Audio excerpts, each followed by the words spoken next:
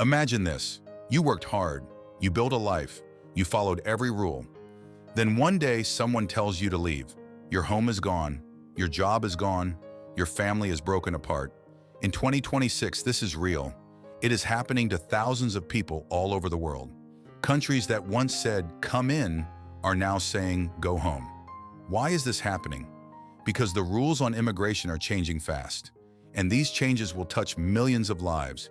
Maybe even yours one day. Stay until the end. The country at number 1 has a deportation plan like nothing you have seen before. It might surprise you. In this video, we count down 10 countries sending immigrants home in 2026. For each one, we tell you why. We rank them by how big the change is and how much it is reshaping the country. The bigger the change, the higher the rank. Let's start with number 10. Number 10, Panama. Picture a jungle so dangerous, people call it the door to death. That's the Darien Gap. It sits between Colombia and Panama. For years, hundreds of thousands of people walked through it, hoping to reach the United States. Panama is on this list because its president wants to shut that door. When José Raúl Mulino became president, he made one promise: close the Darien Gap to migration, no matter what. And the numbers show he means it. In 2024, about 300,000 people crossed the jungle. That sounds like a lot, but it's 42% less than the year before, when over 500,000 people crossed. Panama didn't just ask people to stop. The government put up barbed wire in parts of the jungle. It started fining people who cross. And it made a deal with the United States. Now American officials help pay for flights that send migrants back home, straight from Panama. Here's the good side, at least for the government. Fewer people risk their lives on one of the most dangerous routes in the world. Migrant camps that used to be full are now emptying out. And the message is clear: this route is closing. But there's a real problem too. Migrants aren't giving up. Many now take small boats from the coast instead. This creates a new danger. And Human Rights Watch says Panama isn't protecting the people still stuck in the jungle. Here's something most people don't know. The people crossing the Darien Gap aren't just from nearby countries like Venezuela or Colombia. Some come from as far as China and India. They cross an entire ocean, then a jungle, just to reach a border thousands of miles from home. That's a big crackdown. But our next country is sending home tens of thousands of people. And it's happening between two countries that share one small island. Number 9. Dominican Republic. Imagine living your whole life in one country. You go to school there, you work there, maybe you were even born there. Then one day you get put on a truck and sent to a country you've never really lived in. That's real life for tens of thousands of people in the Dominican Republic right now. The Dominican Republic shares an island with Haiti. In the last 2 years, it has run one of the biggest deportation efforts in the whole region. In 2024 alone, the government sent home more than 276,000 people. And it hasn't slowed down. In the first 3 months of 2026, more than 68,000 Haitians were sent back. This order comes from the very top. The government set a goal: remove up to 10,000 undocumented Haitians every single week. Here's where it gets hard to understand. Many people being sent back aren't new arrivals at all. Some are children with no parent beside them, some are pregnant women, and some were actually born in the Dominican Republic but lost their citizenship back in 2013. For the government, the benefit is control. Officials say they're fixing what they call too many undocumented migrants in the country. But the problem is huge. Haiti is in the middle of a gang crisis right now. Armed groups control most of the capital city. So when people get deported, many are sent straight into danger, not safety. Here's a fact that helps explain why people leave in the first place. About 85% of deported Haitians say they left home just to find work, not because their life was in danger. This tells us something important. This isn't really a safety story. It's a money story. That's a huge number of people. But our next country isn't just sending home foreign workers. It's taking away its own citizens' passports too. Number 8. Saudi Arabia. Here's a strange fact to start with. Saudi Arabia needs foreign workers more than almost any country on earth. And at the same time, it runs one of the biggest deportation plans in the world. Picture this. In just 4 months, Saudi Arabia sent home more than 200,000 people who were living there illegally. That's not a typo. 200,000 people, removed in about the time it takes to finish a school semester. One recent push targeted a specific group. Over 56,000 people from Pakistan were deported. Many were linked to begging near the holy cities of Mecca and Medina, often during religious travel seasons. And Saudi Arabia isn't just using police checkpoints anymore. It built a digital system using apps called Abshir and Chiwa. This system can freeze a foreign worker's whole identity within 24 hours if their work permit isn't renewed in time. Imagine losing your bank account, your hospital, and your phone, all because one piece of paper expired. Officials call this part of a bigger plan called Vision 2030. The goal is to organize jobs and improve safety, especially since Saudi Arabia will host the World Cup in 2034. But here's the problem. Even after sending home record numbers of people, foreign workers still make up over 70% of private jobs in the country. Saudi Arabia can't run right now without foreign workers, even while it sends so many of them home. And here's a fact that shows how serious this crackdown really is. If you get caught helping someone stay in Saudi Arabia illegally, you could go to prison for up to 15 years, plus a fine of around $267,000. But before we go on, here's something worth thinking about. Every country so far isn't just sending people home quietly. They're building whole systems, laws, and digital tools just to make it faster. And our next country takes this even further. It targets its own citizens. Number 7, Kuwait. Imagine holding a passport your whole life. You believe you're a citizen of your own country. Then one day someone tells you that passport is being taken away. That's exactly what's happening in Kuwait. In 2025 alone, Kuwait sent home nearly 40,000 foreign workers. But the bigger story is about citizenship. Since 2024, at least 50,000 people have had their Kuwaiti citizenship taken away. This includes women who became citizens simply by marrying a Kuwaiti man. This all sped up after Kuwait's leader shut down the country's parliament in May 2024, clearing the way for a big change in the rules. The government says a lot of this citizenship was gained through cheating. There's also money pressure behind it. Kuwait relies heavily on oil money, and about 80% of its budget goes towards support payments and salaries. Cutting the number of citizens and legal residents helps ease that money problem. But the problem here is trust. Rights groups say it's not just cheating cases being targeted. Some people who speak out against the government have also lost their citizenship. This raises real questions about how fair this process is. Here's an interesting fact about how strict Kuwait's rules are. Having 2 passports is completely against the law for Kuwaitis. So if the government finds out someone secretly holds a second passport, that alone is enough to lose their Kuwaiti citizenship. That's a serious shakeup, but our next country didn't plan this slowly, over years. It happened almost overnight, after weeks of protests in the streets. Number 6, South Africa. Imagine living somewhere for years. You work, you pay rent, you follow the law. Then one day, protests break out against people like you.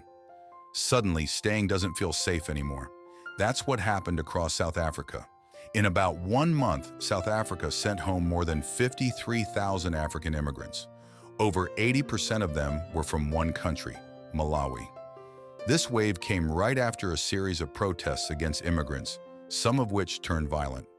Several African governments were so worried about their people's safety that they sent their own planes and buses to bring them home.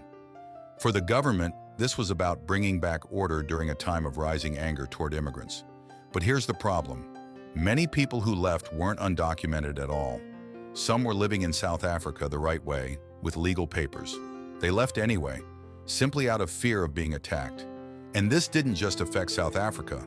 It created real tension with nearby countries who feel their people were pushed out unfairly.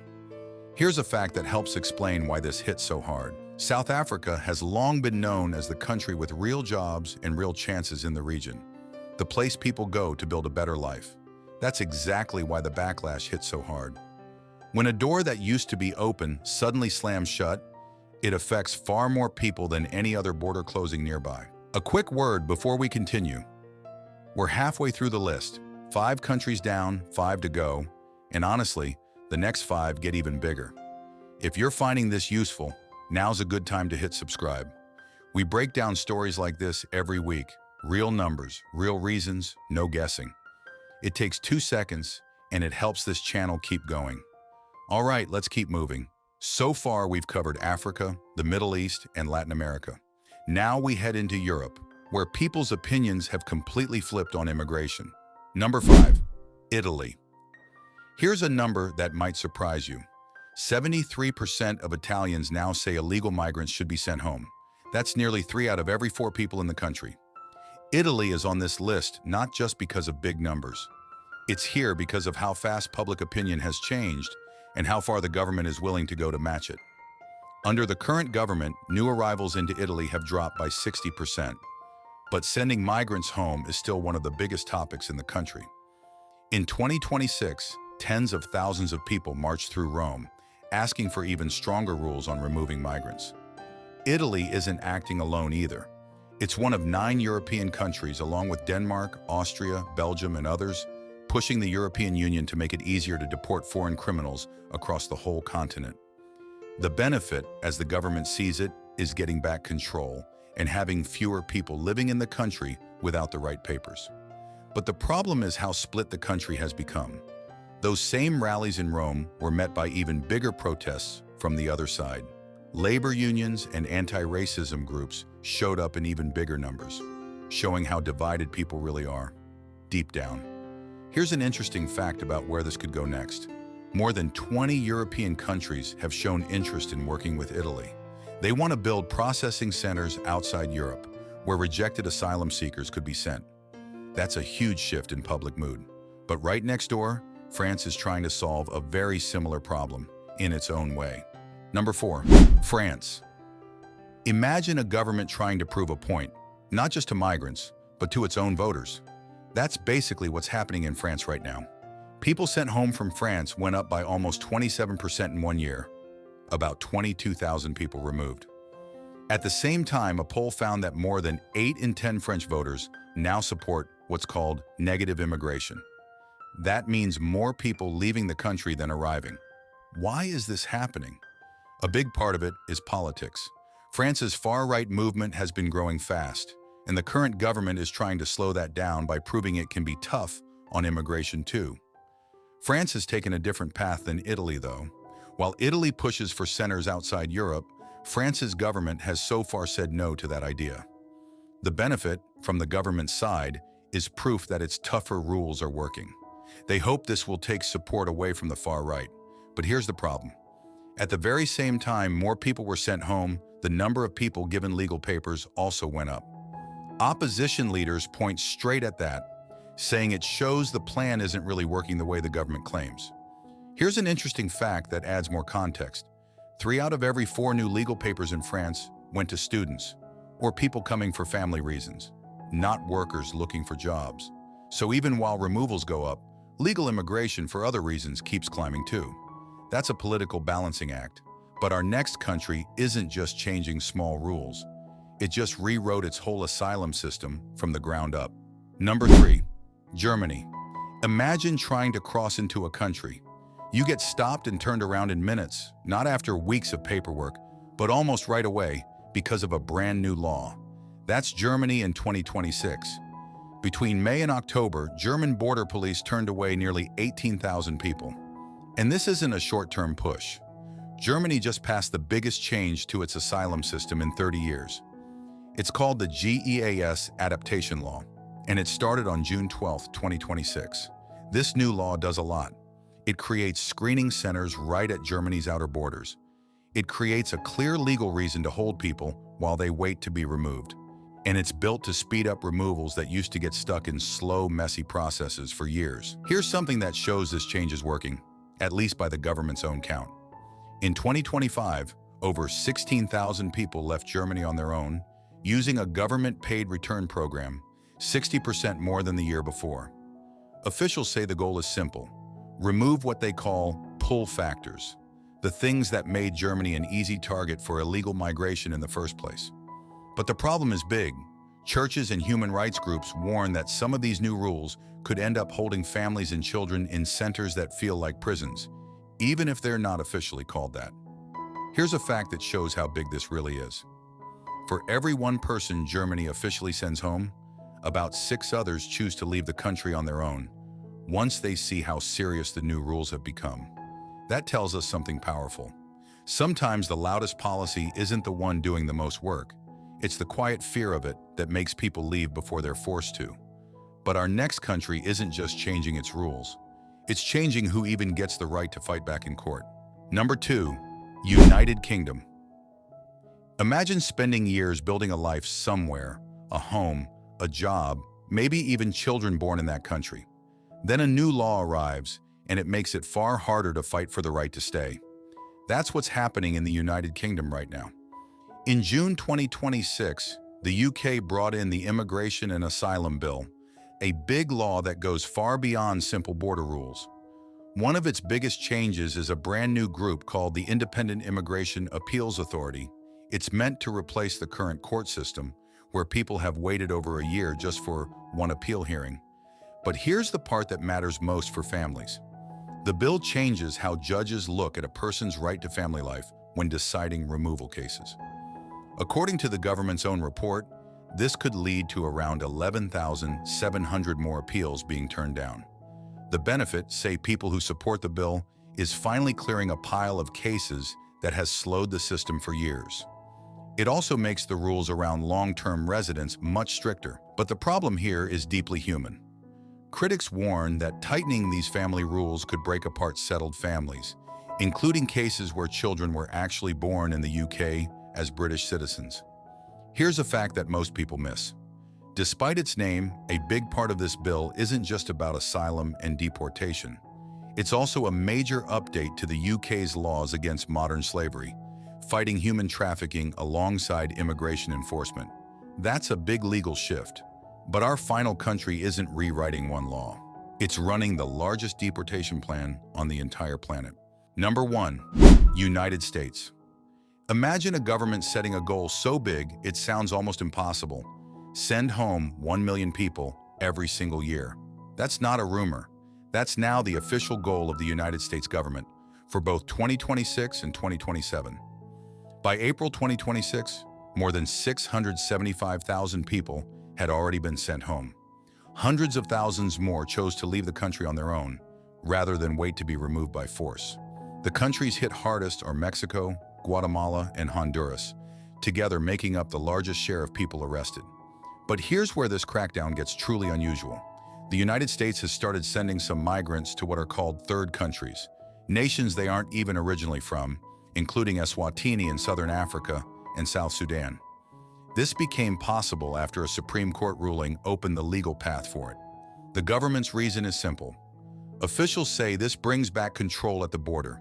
It finally enforces laws that have existed for years, but were rarely used at this scale. But the problem is just as big as the numbers themselves. A large share of the people caught up in this plan have no criminal record at all. This is a real shift from past efforts, which mostly focused on recent border crossers or people with serious crimes. And here's the most surprising fact of all. Even with all this enforcement, the government has struggled to hit its own million-person goal. Not because there aren't enough arrests, but because some countries simply refuse to take their own people back. That refusal is exactly why the third country deals exist in the first place. So there you have it. 10 countries, 10 different reasons, but one shared story. In 2026, more governments than ever are deciding who gets to stay and who has to go. From a jungle crossing in Panama, to a citizenship crackdown in Kuwait, to a 1 million person goal in the United States, this isn't a small trend. It's one of the biggest shifts in global migration in decades. If you lived in one of these countries right now, what would you do? Tell us in the comments. We'd really like to hear your thoughts. Thanks for watching. See you in the next one.